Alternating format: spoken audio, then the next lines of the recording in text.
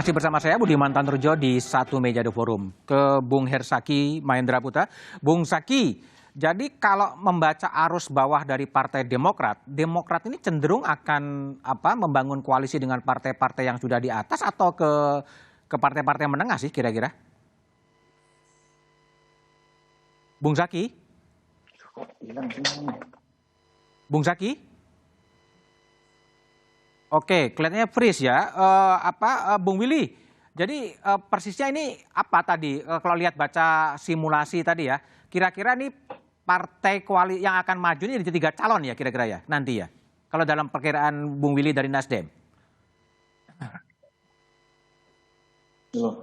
Ya kalau itu tergantung komposisi aja. Yang penting kita harus belaman. Karena kalau hanya 2 pasangan, satu pasti akan berhadapan-hadapan lagi. Maka kemudian kalau semakin banyak, kalau kita berpikir secara teorinya semakin banyak kandidat akan semakin bagus. Artinya pilihan orang akan beragam kan. Ya bisa pilih Mawar, bisa pilih teratai dan lain-lain sebagainya. Kalau hanya 2 kan ya terjebak lagi. Terjebak pada polarisasi lagi ya?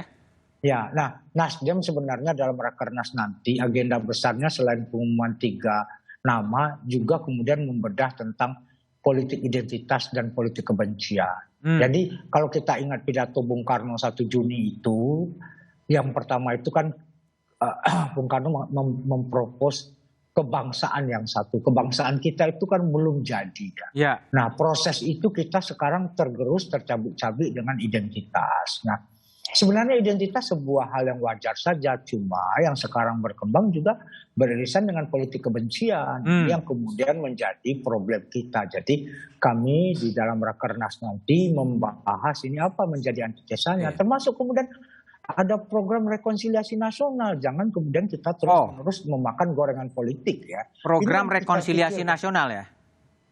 Iya, melalui ajang Pilpres. Ini yang kemudian harus kita jangan kemudian terjebak dalam fragmentasi atau dalam ya ginilah, mohon maaf lah teman-teman buzzer ini kan isinya saling hujat menghujat dalam posisi yang kemudian tidak konstruktif sama sekali, semuanya salah aja gitu. Oke. Ini merusak negara bangsa, Bung Budiman. Untuk kemudian tugas kita bersama lah bagaimana kemudian melalui momentum ini rekonsiliasi. Berkompetisi itu sebuah keniscayaan, tapi bagaimana harmoni itu harus kita jaga bersama-sama, Bung Budiman. Oke. Mbak Uria, jadi kalau lihat tadi ya ada kekhawatiran, ada polarisasi cukup tajam. Kalau menurut Mbak Uria memang sebaiknya memang 3 calon atau malah mungkin 4 calon secara teoretik bisa ya sebenarnya terjadi ya? Ya, kalau secara teoretik bisa, dan memang semakin banyak calon tentu saja semakin baik gitu ya. Kalau kita lihat aspirasi masyarakat sipil bahkan kan untuk mendorong semakin baiknya gitu ya proses demokrasi elektoral itu kan PT itu dihapuskan gitu. Tetapi justru Mas Budiman ya, saya ingin menanggapi tadi yang disampaikan oleh Mas Willy. Ini sebenarnya kan adalah catatan reflektif ya buat partai ketika kita bicara soal politik identitas, polarisasi politik gitu ya. Ini kan imbas dari konsensus politik yang dibuat partai pada saat itu gitu ya, dengan memaksakan presidensial threshold 20% gitu. Pada waktu 2014 dan 2019 itu bermanfaat gitu ya, karena memang pada saat itu kan calonnya sama-sama kuat ya, Pak Jokowi dan Pak Prabowo itu tertinggi gitu. Nah ketika kemudian sekarang Pak Jokowi sudah tidak bisa lagi mencalonkan diri gitu ya, ruang kontestasi kan seharusnya lebih terbuka, tetapi desain sistem pemilunya itu sudah terlanjur ditutup gitu ya, dibatasi oleh partai politik. Itu satu hal. Yang kedua, saya juga melihat ini adalah problema partai politik di Indonesia gitu ya, di mana tuntutan demokrasi ini tidak bisa dibarengi dengan kinerja lembaga demokrasi seperti partai politik. Akhirnya tuntutan tersebut kan berubah menjadi ekspresi antidemokratik yang berbasis sara, identitas gitu ya, yang lagi-lagi kalau kita lihat usernya itu adalah aktor-aktor elektoral gitu. Munculnya buzzer-buzzer ini kan bukannya mereka organik gitu ya, muncul secara tiba-tiba voluntary base, tapi mereka adalah mesin yang digunakan oleh aktor-aktor elektoral untuk mendorong kemenangan gitu di dalam kontestasi pemilu. Oke, baik Mbak Uria. Saya kembali ke Bung Ferry. Bung Ferry, tadi kalau lihat surveinya Indikator Politik Indonesia, posisi elektabilitasnya Prabowo Ganjar cukup tinggi, 51,1%. Ya. Ini bisa membangun rekonsiliasi nggak sih sebenarnya? Kalau Partai Gerindra sih sebenarnya sudah memberikan teladan contoh dari oposisi berseberangan dengan kandidat waktu Pilpres, kemudian Pak Prabowo dengan kebesaran hatinya mau bergabung sebagai Menteri Pertahanannya Pak Jokowi. Menurut saya sih itu ada ijtihad atau ada niat ya untuk membangun rekonsiliasi. Iya, karena Partai Gerindra kita 2 kali pemilihan presiden berasa sekali tuh sebagai partai yang di luar pemerintahan dan kemudian menghadapi Pilpres yang hanya 2 pasang gitu. Jadi politik identitas itu sebenarnya kita dari awal nggak pengen, tapi itu dimunculkan yang tadi disampaikan oleh Mas Willy tadi, dijadikan sebagai ikut dompleng di dalam perseteruan yang hanya Pilpres ini di 2 pasang aja begitu. Tapi tertarik sih dengan Prabowo Ganjar? Kan kalau ya itu semua akan kita pertimbangkan kan. Simulasi. Kalau Pak Prabowo, Pak Jokowi gitu, gimana? Pak Jokowi masih mungkin bisa. Sebagai wapres? Ya kita nggak tahu juga. Tapi menurut saya ini Pak Budiman contohnya luar biasa ini. Contohnya luar biasa. Iya. Tapi kan sekali lagi memang artinya Pak Prabowo, Partai Gerindra dalam hal ini sebenarnya yang tadi saya sampaikan dientengkan, dimudahkan gitu karena kebetulan Pak Prabowo sendiri juga hasil surveinya tinggi gitu dan relatif cukup otonom untuk menentukan kalau misalkan Pak Prabowo asumsinya tetap maju sebagai calon presiden akan memilih siapa. Seperti apa mungkin bisa jadi idenya Mas Budiman ya. Atau misalkan Pak Prabowo tidak mencalonkan dan kemudian mencalonkan, tapi ini kemudian sepenuhnya kan di Pak Prabowo, kita nggak mau mendahului Tuhan gitu, tetapi penting untuk disampaikan juga di sini Mbak Huria. Jadi memang problem soal presidensial threshold 20% itu menjadi salah satu kendala yang menjadikan calon lain ya.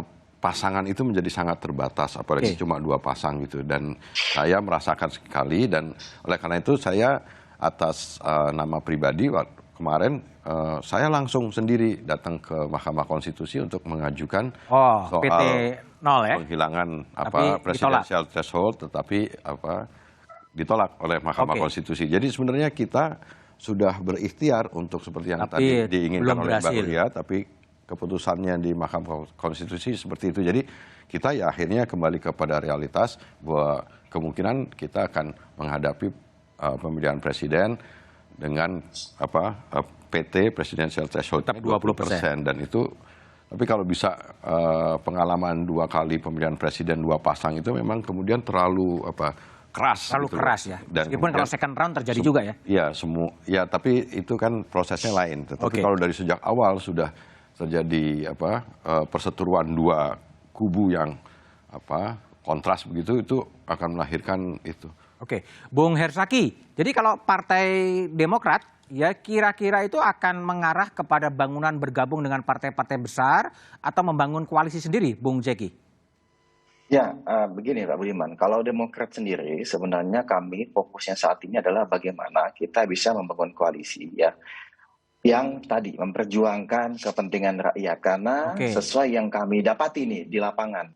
Kan Mas Ahaye sering ke lapangan ya, menyapa rakyat, menggali aspirasi dan perjuangan aspirasi rakyat. Itu yang kita tangkap langsung itu ada harapan bahwa ke depan nasib mereka itu bisa lebih diperhatikan. Artinya mereka itu mendambakan kepemimpinan dan pemerintahan yang selalu menghadirkan program-program untuk rakyat. Nah ini yang menjadi dasar bagi kami. Ya. Juga yang kami melihat, yang kami dapati dari rakyat itu harapan mereka adalah pemerintahan dan kepemimpinan yang menegakkan keadilan, memajukan demokrasi, dan merawat persatuan dan di atas keberagaman. Nah inilah yang menjadi dasar bagi kami menuju Pilpres 2024. Jadi bangunan koalisi ini akan kami bentuk kesamaan platform ya, yang punya kesamaan platform yang tadi yang kami dapatkan dari rakyat tadi. Gitu. Nah ini menjadi penting. Jadi bukan terfokus pada figur gitu. Memang di internal kami, kader-kader kami memang sangat berkeinginan dan juga mendorong ketum kami Mas Ahaye untuk menjadi capres. Apalagi kan beliau satu-satunya yang bukan pejabat publik yang masuk di 5 besar di berbagai survei. Nah, tetapi dari ketum kami sendiri Mas Aye menyampaikan bahwa kita fokus saja bantu rakyat dulu dan membangun koalisi.